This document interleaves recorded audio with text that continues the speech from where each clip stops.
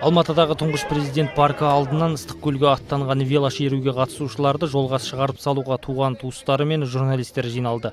Жазира велоспортпен айналысуды бастаған бір жылдың ішінде мұндай шараға алғаш рет қатысып жатқанын айтады.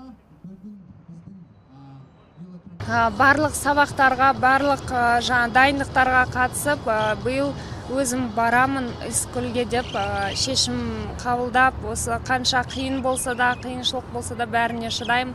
Және де сенім, өзіме деген сенімім артты.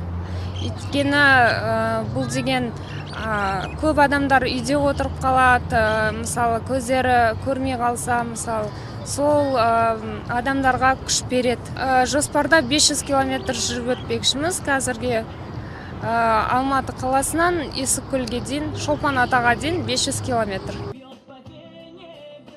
Алматы мен Ыстықкөл арасындағы 500 шақырым жолды 6 күнде жүріп өтуді жоспарлаған команда құрамындағы 30 адамның 15-і зағип немесе нашар көретін жандар.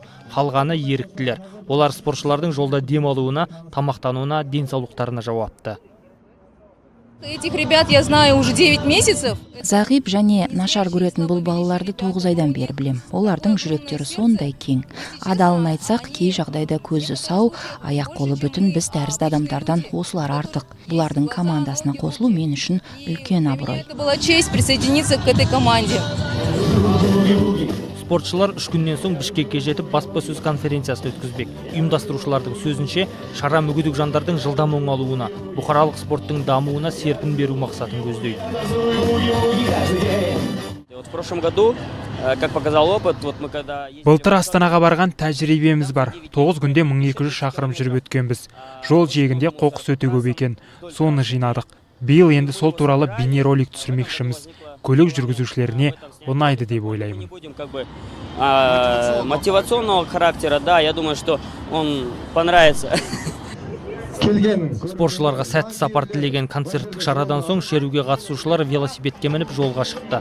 Оларды Қырғызстан шекарасына дейін шығарып салуға келген жол полициясы қызметкерлері шерушілердің Алматыдан шығу бағытын анықтай алмай, тұңғыш президент парк алдында біраз уақыт кідіріп қалды.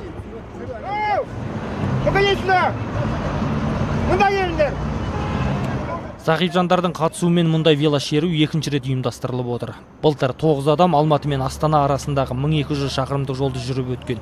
Шекарасыз спорт жобасы аясындағы жарыс тұңғыш президент қорының қаржылай қолдауымен ұйымдастырылған. Нұрбек Түсіпхан, Тоқмолда Құсайынов, Азаттық ТВ.